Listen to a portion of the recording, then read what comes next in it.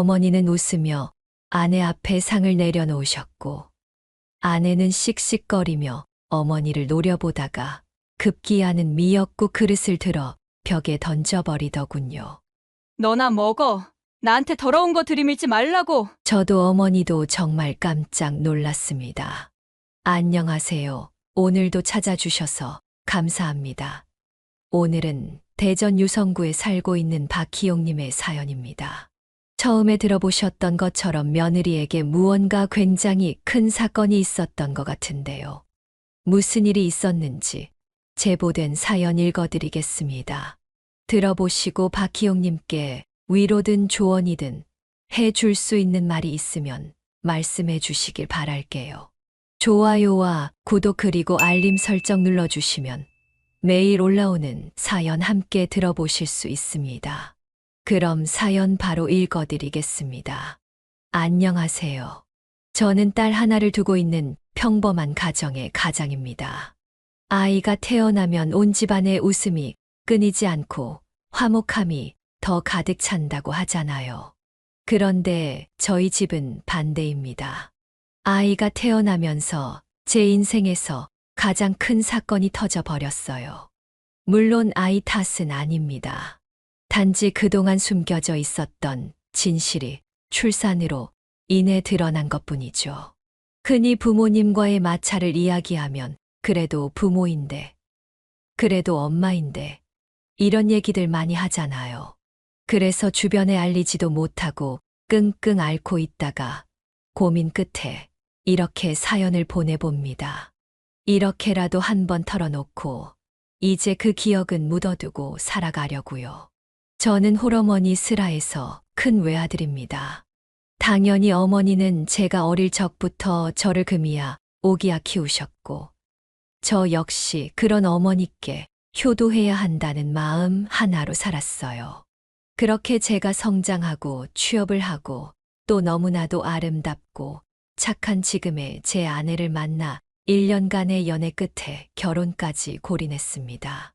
사실 홀어머니의 외아들이라는 게 쉽지 않은 조건이었음에도 불구하고 아내는 흔쾌히 저와 결혼하겠다고 나섰어요. 그리고 아내가 먼저 나서서 어머니를 모시고 같이 살자고 제안하기도 했죠. 그런 며느리를 맞이해 어머니도 굉장히 흡족해 하시는 모습이었어요. 저희는 어머니 집에서 신혼살림을 차렸고 맞벌이를 하다 보니 생활도 생각보다 여유로웠죠. 밥은 저희 대신 어머니가 신경 써 주시기도 하고, 아내도 틈날 때마다 어머니를 도와드리는 모습에 저는 매일매일이 흐뭇했어요. 영화에서 아빠들이 싱글벙글하며 기대에 가득 차 퇴근하는 모습을 보면 그 마음을 좀 알 것 같더라고요. 매일매일 퇴근하는 길이 즐겁고 기대가 됐죠. 제가 세상에서 제일 사랑하는 두 여자가 사이좋게 절 맞이해 주는 모습을 보면 하루의 피로가 싹 가시는 것만 같았어요. 가끔 문제가 생기기도 했지만 아내가 노력하는 모습도 너무 좋았죠. 하루는 그런 일이 있었어요. 어머니가 옛날부터 갑각류 알레르기가 심한 편이셨는데 아내는 그 사실을 몰랐던 터라 새우 동그랑땡을 만들어 저녁상에 올렸던 겁니다. 냄새나 식감으로 새우가 느껴질 정도는 아니고 정말 밀양이라서 저랑 어머니도 그냥 모르고 지나갔는데, 그날 새벽에 갑자기 어머니 입술이랑 얼굴이 퉁퉁 붓기 시작하고 호흡도 힘들어 하셔서 응급실에 가고 나서야 저녁에 먹은 동그랑땡이 문제였다는 걸 알 수 있었죠. 아내는 당황한 건지 무언가 말을 하려고 하는 건지 안절부절하는데 침대에 누운 어머니가 아내 손을 잡고 말씀하시더군요. 괜찮아. 그럴 수도 있지. 몰라서 그랬지 뭐. 내가 미리 말을 했어야 되는데 괜히 신경 쓰게 해서 미안해. 걱정하지 마라, 알았지? 많이 힘드실 텐데 그 와중에 제 아내를 신경 써 주시는 어머니 말씀에 제가 다 마음이 울컥할 지경이었어요. 그 후 아내는 저에게 어머니가 뭘 좋아하는지, 뭘 싫어하시는지를 꼼꼼히 묻더군요. 자기가 하면 안 되는 말이나 행동 같은 게 있냐면서 말이에요. 뭐 그런 걸 다 묻나 싶기도 했지만 그만큼 어머니랑 더 친해지려고 노력하는 아내의 모습에 참 고마웠어요. 그래서 주말이나 혹은 제가 좀 일찍 퇴근하는 날이면 일부러 데리고 나와 영화도 보고 드라이브도 하러 가고 그랬는데 언제나 외출은 2시간을 넘기지 못했습니다. 왜냐하면 아직 아내가 살림이 처음이라 덤벙거리는지 항상 어머니께 전화가 오곤 했거든요. 그런 날도 있었어요. 영화를 보러 들어갔는데 주머니에서 휴대폰 진동이 계속 울리는 거예요.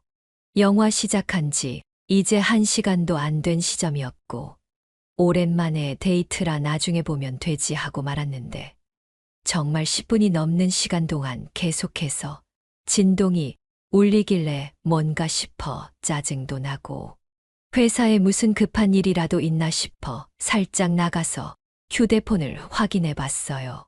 그런데 어머니가 전화를 10통 넘게 하고 계시더라고요. 저는 집에 무슨 일이라도 났나 싶어서 정말 깜짝 놀라 전화를 걸었습니다. 어머니, 무슨 일이세요? 집에 무슨 일 있어요? 아니야. 미안하다. 오랜만에 나갔는데, 아니, 지난번에 내가 외국 출장 갔다 오면서 사준 시계 있잖니. 그게 갑자기 안 보이네. 내가 청소하면서 어디 치워놨나 해서 그거 물어보려고 전화했어. 아, 그거요? 이따가 집에 가서 같이 찾아드릴게요. 그래. 아유, 근데 나는 내 물건 없어지면 이렇게 가슴이 콩콩 내려앉고 그래. 집에 도둑 든 걸까봐 무섭기도 하고, 이 넓은 집에 혼자 있으려니 또 무슨 일 날 것 같고. 알겠어요. 그럼 일단 아내한테 물어보고 다시 전화드릴게요. 저는 극장으로 들어가 아내에게 속삭였어요. 혹시 어머니 시계 치웠어? 지금 그거 찾으신다는데? 시계? 어머님이 시계가 있으셨던가? 난 못 봤는데. 그 와중에도 휴대폰은 계속 진동으로 울리고 있었고, 그 사실을 알아챈 아내는 인상을 찌푸리며 자리에서 일어났습니다. 상영관 밖으로 나온 저는 아내를 붙잡았어요. 아니야. 영화마저 보고 가자. 당신 보고 싶어 했던 거잖아. 집에 갈 때까지 계속 전화 올 텐데 뭐. 집에 가서 시계나 빨리 찾자. 아내에게 좀 미안했지만 어머니가 워낙 아끼시는 거고, 또 그래서 그렇게 찾으시는 걸 알다 보니 사실 저도 그냥 집에 가는 게 마음이 편하긴 하더군요. 그렇게 집으로 돌아와 3시간 동안 온 집안을 다 뒤지고 나서야 시계를 찾을 수 있었습니다. 싱크대 서랍에 있더군요. 아내는 그게 왜 거기 있냐고 물었고, 어머니는 내가 청소하다가 놓고 깜빡했네. 어쨌든 찾았으니까 됐다. 하시며 시계를 갖고 들어가셨죠. 어쨌든 잃어버린 물건을 찾았으니 다행이라 생각했어요. 또 그런 일도 있었죠. 일하다가 아내가 다쳤다는 연락을 받고 급하게 집으로 달려갔어요. 아내는 손과 발에 붕대를 칭칭 감은 채 침대에 누워 울먹이고 있더군요. 어머니는 제가 집에 도착하자 제 아내를 보며 눈물 지으셨어요. 아, 어쩐다냐. 저건 피부에 흉터라도 남으면. 아, 내가 주의를 줬어야 하는 건데.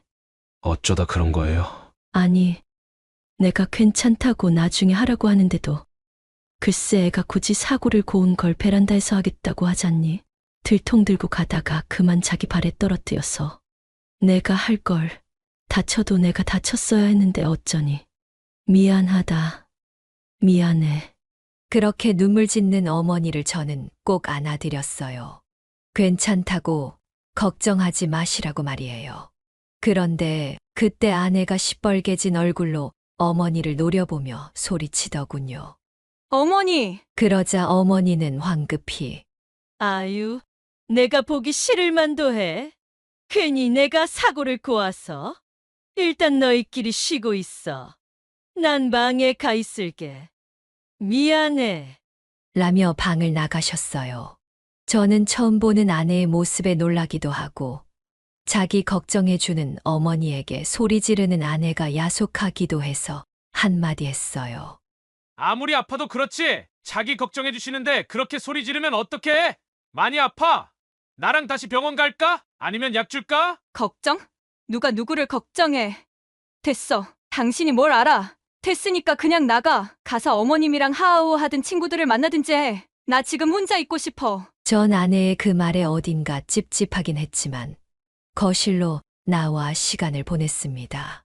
그렇게 밤이 지나갔고 다음 날 저는 아내를 데리고 다시 한번 병원을 찾았어요. 정확한 상태가 궁금해서요. 그런데 아내의 상태는 생각보다 심각했습니다. 어제 응급처치는 다 해드렸지만 환자분은 일단 부상 정도가 심합니다. 화상도 있고 새끼발가락은 골절되기까지 해서 다각적인 치료가 필요해요. 당분간은 다친 부위 사용하시면 안 되니까 쉬면서 회복에만 집중하시고요. 의사 선생님의 말씀에 아내는 눈물을 뚝뚝 흘렸습니다. 그러면서 뭐라고 중얼거리는데 뭐라는지 하나도 안 들리더라고요. 그날 이후로 아내는 회사를 그만두고 집에서 쉬며 회복에만 전념했습니다. 그런데 사건 이후로 뜨거운 국물에 대한 트라우마가 생겨서 국물 요리를 못 먹더군요. 국밥이며 찌개며 하물며 국물이 자작한 볶음 요리까지도요. 저와 어머니는 그런 아내를 위해 항상 마른 반찬 위주로 식사를 하면서도 조금씩 심리적 상처를 감싸 안아주려고 노력했어요. 그럼에도 불구하고 어느 순간부터 집안 분위기가 이상하더군요. 어머니는 분명 아내를 살뜰히 챙겨주시고 계신데 아내 반응이 좀 무덤덤해야 할까, 감흥이 없다 해야 할까. 그래서 슬쩍 말을 건네봤죠. 아내에게 물어봤어요. 요즘 무슨 일 있어? 어머니 말씀에 별로 대꾸도 안 하고 분위기도 그렇고 많이 힘들어? 아직 예약 날짜까지 남긴 했는데 우리 내일이라도 병원 가볼까? 아니, 어머니 말이야. 아니야 됐어. 아내는 그 말만 남기고 침대에 돌아누워 버렸어요. 아무래도 몸이 아프니까 힘들어서 그런 걸 수도 있겠다 싶어 저도 더 이상 뭐라고 말하지 않았어요. 다만 다음 날 출근하면서 어머니한테 아내를 좀 더 잘 부탁드린다고 신경 써달라고 부탁드렸죠. 어머니, 아무래도 제가 빨리 출근하고 늦게 퇴근하다 보니까 아내가 어머니랑 있는 시간이 더 길잖아요. 응, 그렇지. 그게 왜? 제가 없는 동안 아내 좀 잘 부탁드려요. 요즘 몸이 좀 힘든가 봐요. 제가 잘 챙겨주려고 하는데 아무래도 시간이 부족하니까. 그래. 걱정 말고 넌 얼른 출근이나 해. 내가 새아기랑 얘기도 해보고 잘 보살펴 줄게. 저는 그 말에 가벼운 마음으로 출근을 했습니다. 퇴근했을 때쯤이면 아내 기분이 좀 좋아져 있겠지. 어쩌면 싱글벙글 하고 있을지도 모르겠다 하면서 말이에요. 하지만 제 예상은 완전히 빗나갔습니다. 집에 돌아갔을 때 어머니는 싱글벙글 웃고 계셨지만 아내는 방에 들어가 있는지 보이지 않더라고요. 제가 들어가자 어머니는 후다닥 현관으로 나와 제 가방을 받아주시며 고생했다고 맞아주셨어요. 근데 아내는요? 아까 피곤했는지 방에 들어가서 자는 거 아닐까? 그렇게 방에 들어갔는데 아내는 불도 안 켠 채 깜깜한 방 안에서 침대 끝에 걸터 앉아 멍하니 허공을 바라보고 있더군요. 제가 아는 아내의 모습이 아니었어요. 그 순간 본능적으로 심장이 쿵 하고 내려앉는 것만 같았습니다. 이유는 모르겠지만 불안감이랄까, 위기감이랄까 그런 것들이 엄습하는 기분이었어요. 왜 그래? 우리 분가하자. 갑자기 그게 무슨 소리야? 이렇게 살다가는 내가 미칠 것 같아서 그래. 우리 분가하자. 월세 원룸이라도 좋아. 어디 작은 방이라도 좋아. 제발 분가하자. 나 좀 살려줘. 저는 도대체 아내가 무슨 말을 하는 건지 영문을 모르겠더라고요. 그래서 일단 아내를 진정시키며 말했죠. 여보, 우리가 당장 분가하면 어머니는 어떡해? 내가 먼저 어머니 외로우시니까 모시고 살자고 했었잖아. 애기 나오면 돌봐줄 사람 필요하고 그렇지 않겠어? 아내는 아무 말도 못하고 눈물만 주룩주룩 흘리더군요. 나 힘들어. 너무 힘들어. 알아. 많이 아프고 힘들지. 내가 더 노력할게. 우리 조금만 더 힘내보자. 알겠지? 그렇게 밤새 아내를 안고 토닥이며 겨우 달랬습니다. 시간이 지날수록 아내의 부상은 조금씩 호전되기 시작했고 그 사이 저희에게 축복이 찾아왔습니다. 아내가 임신을 한 거였어요. 그래서 저도 어머니도 아내에게 많은 신경을 쏟아보며 노력했지만 출산이 다가올수록 아내는 점점 예민해지고 행동도 많이 거칠어졌어요. 임신하면 흔히 있을 수 있는 일이라고 해서 그냥 그러려니 했죠. 어머니도 임신하면 원래 그럴 수 있다고, 애 낳고 나면 달라질 거라고 말씀해 주셔서 저는 크게 걱정하지 않고 출산일만 기다리고 있었습니다. 보통 아이의 성별을 알면 아이에 대한 애착이 더 생긴다던데 어쩐지 제 아내는 반대였어요. 임신 20주가 다가올 때쯤 병원에서 아유, 애기가 엄마 닮았네요. 아주 미스 코리아 나와도 되겠네. 라고 하셔서 딸이라는 사실을 알고 있었는데 그로부터 얼마 후부터 딸을 위한 출산용품을 쇼핑한다거나 아기를 맞을 준비를 하는 대신 다리를 떨고 손톱을 물어뜯으며 어딘가 초조한 모습이었죠. 저는 그냥 출산이 처음이라 두려워서 그러는 줄 알았어요. 그래서 밤마다 배도 부드럽게 문질러주고 동화책도 읽어주면서 태교에 동참하려고 노력했는데 그럴 때마다 아내는 화를 내거나 불안해하는 날이 많았습니다. 그때마다 저는 임신이 힘들겠지 하고 토닥이며 제 딸아이와 만날 날을 손꼽아 기다리며 아내를 보살폈어요. 그리고 드디어 대망의 출산일이 되었습니다. 정말 의사 선생님 말씀처럼 아내를 쏙 빼닮은 예쁜 딸아이가 탄생했지요. 가족 분만실에서 초조하게 아내 곁을 지키고 있던 저는 간호사님이 전해주는 아이를 안아들고는 정말 얼마나 울었는지 모릅니다.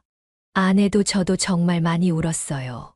밖에서 초조하게 기다리고 계신 어머니와 장모님, 장인어른께도 빨리 손녀를 보여드리고 싶었어요. 원래 가족 분만실이라 같이 들어오셔도 되는데 어른들이 같이 들어오면 아내가 불편해할까봐 굳이 밖에서 기다리고 계셨거든요.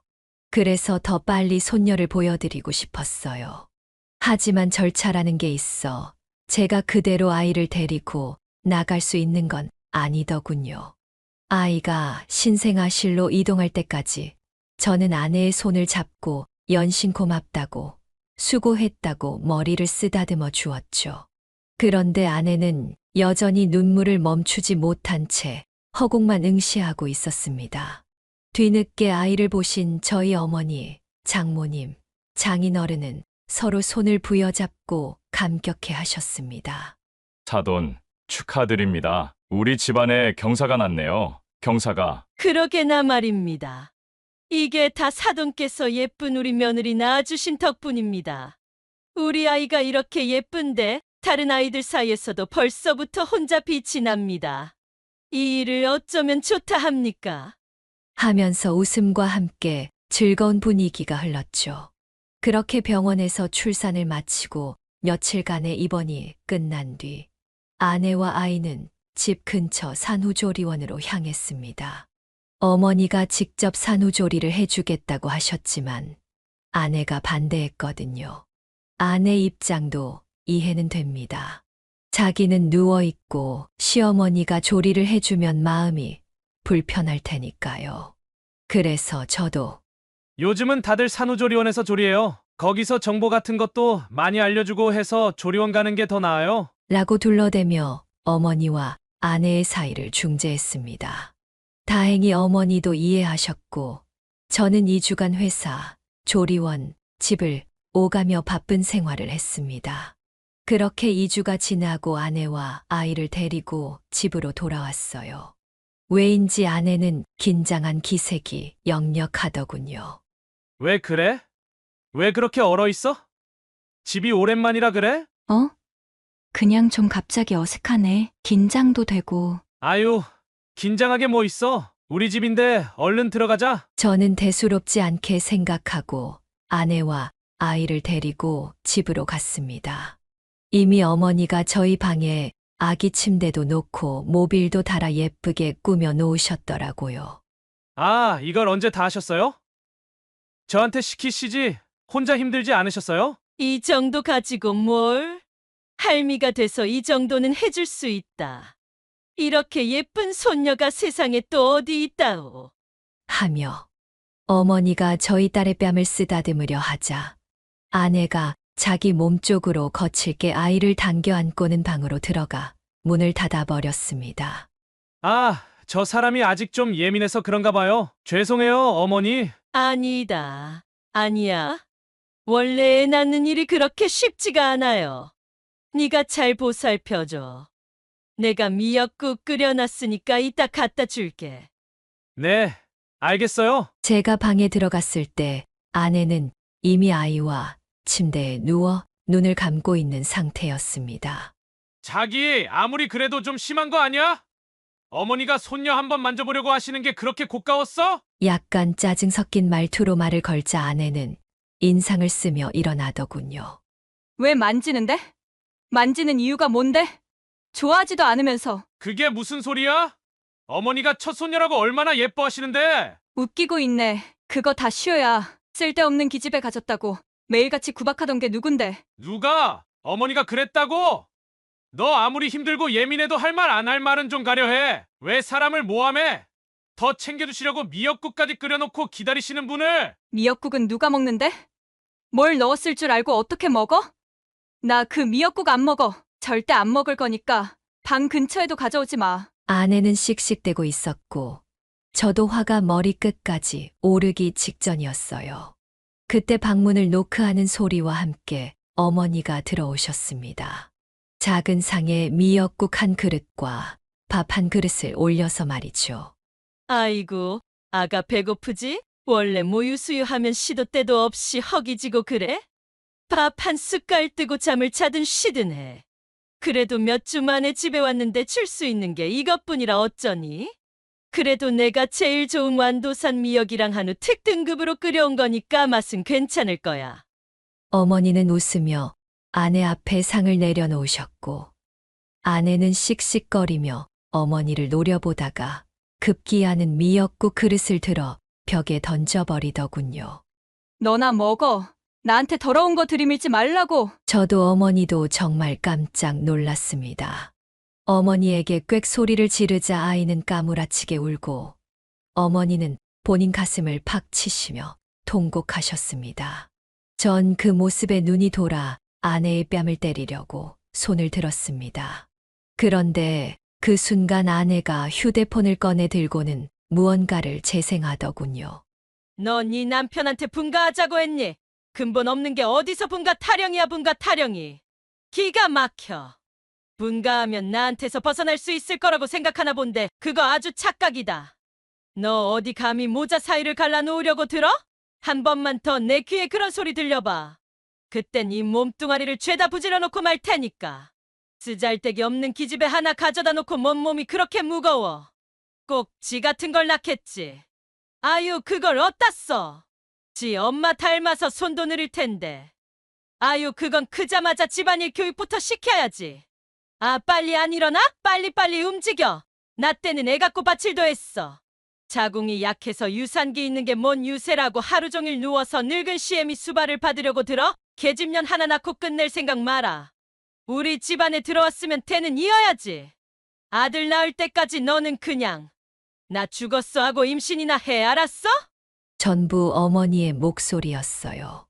다만 녹음된 음성 속에는 제가 그동안 사랑했던 누구보다 존경하고 제게 너무나 인자하셨던 어머니는 없었습니다. 정말 당황스러웠어요. 뭘 믿어야 하는지, 지금 나한테 무슨 일이 벌어지고 있는 건지 모든 것이 혼란스러웠죠. 당신 출근하면 정말 매일같이 친구들 불러 잔치하고 그 준비며 뒤처리는 다 내 몫이었어. 딸 가졌다고 쓸데없는 게 들어왔다고 구박하고 우리 애까지 욕하는 당신 엄마 정말 진절머리나. 아내는 울먹이며 떨리는 목소리로 말을 이어갔습니다. 나 왜 다쳤는지 알아? 그거 당신 어머니가 시킨 거야. 내가 무겁고 뜨거워서 지금 혼자 옮기면 안 된다고. 몇 번이나 말했는데 젊은 게 뺀질거리긴 한다고 헛소리 말고 당장 베란다에 내놓으라고 소리쳐서 사골국 담긴 들통 옮기다가 손잡이 부러져서 내 다리에 떨어진 거라고. 저는 어머니를 바라봤고 어머니는 당황한 눈빛으로 손을 내저으셨죠. 아니 저게 미쳤나? 출산하고 머리가 어떻게 됐나 보다. 제정신이 아니야. 믿지 마. 저 정신병원 보내야 돼. 정신병원 전화번호가 몇 번이지? 그러자 굵은 눈물을 뚝뚝 흘리던 아내가 버럭 소리를 질렀습니다. 미친 건 내가 아니라 당신이야. 아들 앞에서만 잘해주는 척하는 시어머니인 척. 그 두 얼굴에 내가 얼마나 혼란스러웠는 줄 알아? 내가 얼마나 힘들었는지 알아? 새우 사와서 나보고 새우 동그랑땡 만들라고 시키더니 그거 먹고 응급실에 실려가질 않나. 동네 사람들한테 내가 밥 안 준다고 욕하고 다니질 않나. 사람 힘들게 하려고 작정했어. 도대체 나한테 왜 그러는데? 왜? 저는 그제야 상황이 파악됐어요. 그리고 제 분노의 화살은 어머니에게로 향했습니다. 어머니도 그 사실을 눈치챘는지 빗걸음을 치며 당황하시더군요. 아니 그게 아니라. 내 말 좀 들어봐라. 저는 그 순간 아내의 손을 잡고 한 손에는 아이를 안아들고 현관으로 향했습니다. 너 어디 가니? 나랑 얘기 좀 하자니까. 됐어요. 어떻게 어머니가 그럴 수가 있어요? 제가 어머니를 얼마나 믿었는데, 얼마나 존경했는데. 미안하다 미안해. 넌 나한테 아들 그 이상이었어. 혼자 너 키우면서 의지도 했고 넌 내 아들이자 남편 같은 존재였는데 걔가 들어와서 널 뺏어가 버렸잖아. 그래서 그랬어. 너무 질투가 나고 미워서. 아무리 그래도 그렇죠. 어머니, 정상 아니에요. 더 이상 제 와이프를 어머니처럼 무서운 사람이랑 살게 못해요. 저희 나가 살게요. 연락처도 바꿀 거고 주소도 안 알려드릴 테니까 찾지 마세요. 짐은 나중에 사람 보내서 가지고 갈게요. 저는 그 말만 남기고 아내와 아이를 데리고 그대로 집을 나왔습니다. 어머니는 눈물바람으로 저를 불렀지만 저는 뒤돌아보지도 않고 그대로 처가댁으로 향했습니다. 그리고 처가댁에 가 모든 사실을 있는 그대로 털어놓았죠. 정말 죽지 않을 정도로 맞을 각오까지 하고 갔습니다. 제 아내가 그런 고초를 겪고 있는데 그런 것도 몰랐던 제가 제 자신도 이렇게 한심하고 화가 나는데 장모님, 장인어른은 어떤 심정이겠냐 싶어서요. 아니나 다를까 장모님은 모든 사실을 들으시고는 뒷목 잡고 기절하시더니 제 등을 작살내듯이 때리기 시작하셨습니다. 반면에 장인어른은 한참을 가만히 계시다가 제 손을 따뜻하게 잡아주셨어요. 이제 알았다니 다행이고, 이제라도 내 딸 지켜주겠다는 의지가 다행이네. 그래도 어머니인데 후회하진 않겠나? 후회 안 합니다. 앞으로 잘하겠습니다. 지켜봐 주세요. 그래. 둘이 행복하게 살기만 하면 돼. 우린 우리가 좀 도와줄 테니까 작은 아파트라도 하나 얻어서 다시 시작해봐. 따뜻한 장인어른의 말씀에 저는 한참을 울었고 그렇게 저희의 신혼은 다시 시작되었습니다. 그간 겪은 일로 인해 아내는 그때부터 현재까지 여전히 정신과 치료를 받고 있어요. 많이 좋아지긴 했지만 아직도 때때로 그때 힘들었던 기억을 꿈으로 꾸거나 이유 없이 불안해져 약을 먹어야 하는 상황이 오기도 해요. 그래도 딸아이 키우면서 좋은 엄마로, 좋은 아내로 잘 버텨주고 있어서 제가 너무 고마워하고 있어요. 집에서 나온 뒤로 어머니와의 연락은 모두 차단했습니다. 어떻게 알았는지 어머니가 저희 집으로 딱 한 번 찾아온 적이 있었습니다.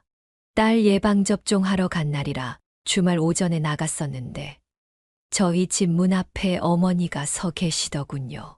저는 본능적으로 아내와 아이를 막아섰습니다. 여긴 어떻게 알고 오셨어요? 아유, 희용아, 어떻게 천륜을 저버리고 살려고 그러니?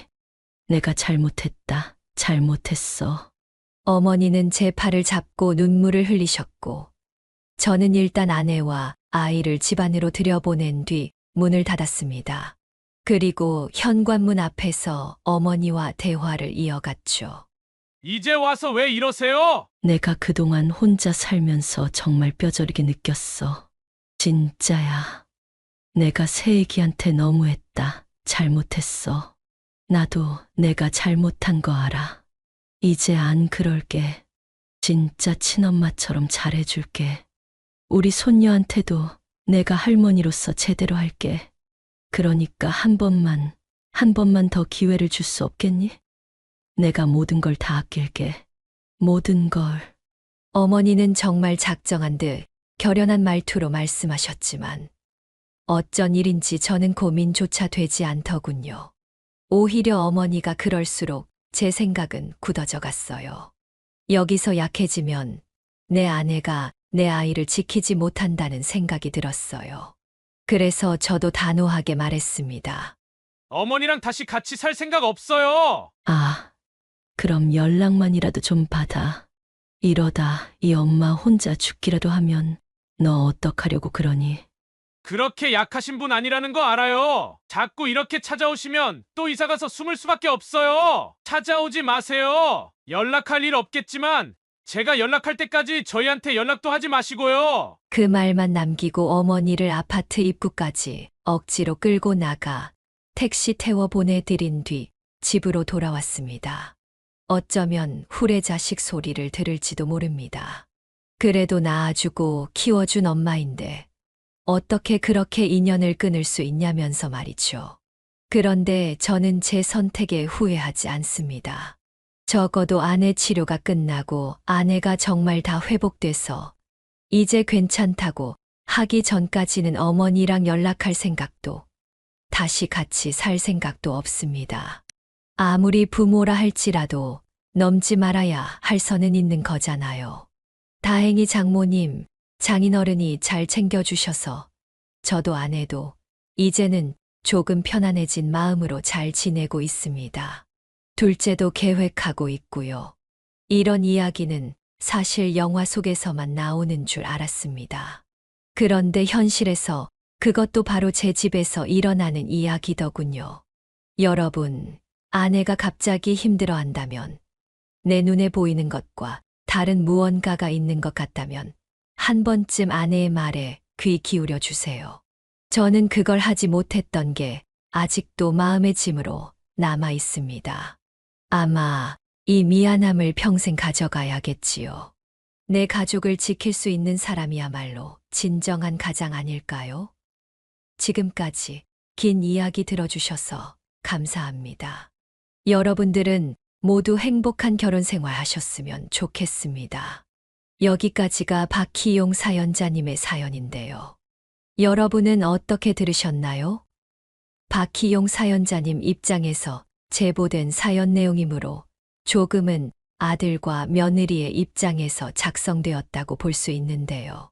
저는 사연자님께서 받으신 충격과 그로 인한 대처는 적절했다고 생각됩니다. 하지만 모자 관계는 천륜이니 조금 용서를 해주는 건 어떤가 하는데 여러분의 생각은 어떠신가요?